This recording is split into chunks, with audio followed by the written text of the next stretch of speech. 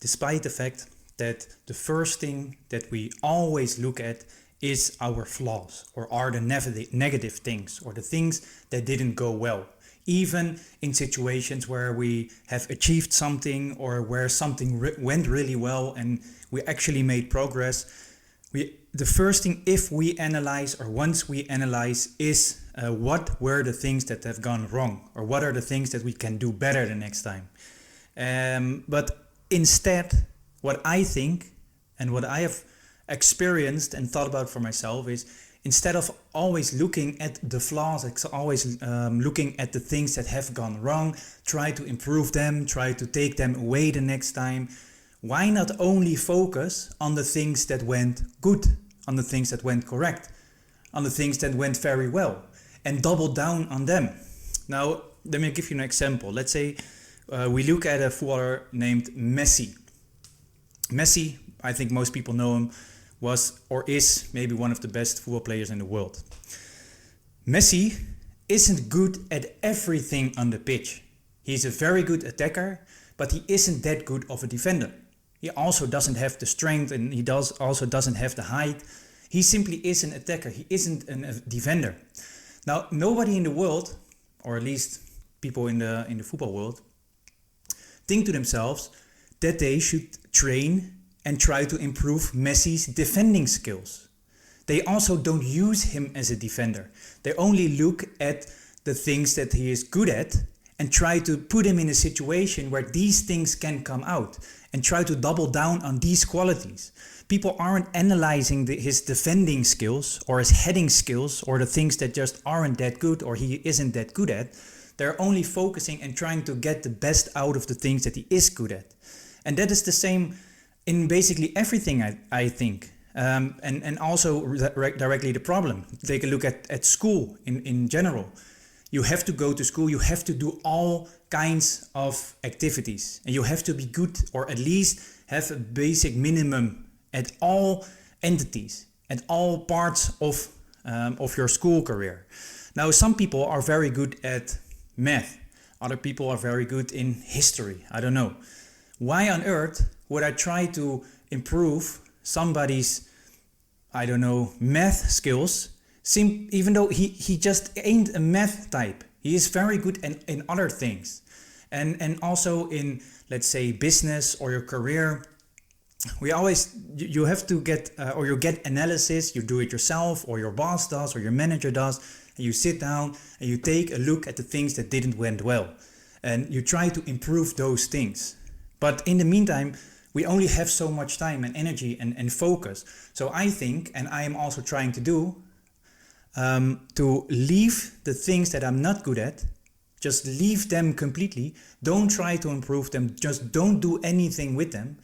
And instead, only focus on the things that come more naturally to me, the things that I am actually good at, and try to double down on these things. That's also the reason why I'm trying to work for myself. I'm trying to work for myself to do the things that I am actually good in, that I'm capable of, and the things that I like to do, the things that come naturally to me.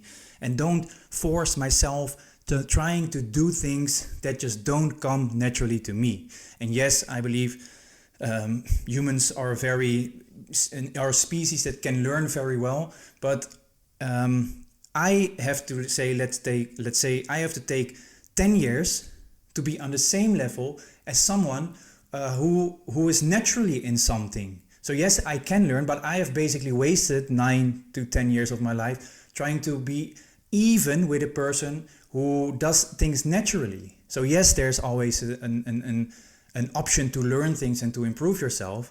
But in general, I think if you can focus and put your time and effort in the things that you're good at, everything will just go much simpler, and you can much more, let's say, thrive or improve and become much better in a certain something specifically, than try to only be a little bit good at that, and not be very good at one thing, not become a professional or a specialist or an expert in something. And I always have to think about football in general. You have coaches that say, I have this system and I want to play this kind of football. But then, or basically in maybe every sport, But then they don't look at the players they have.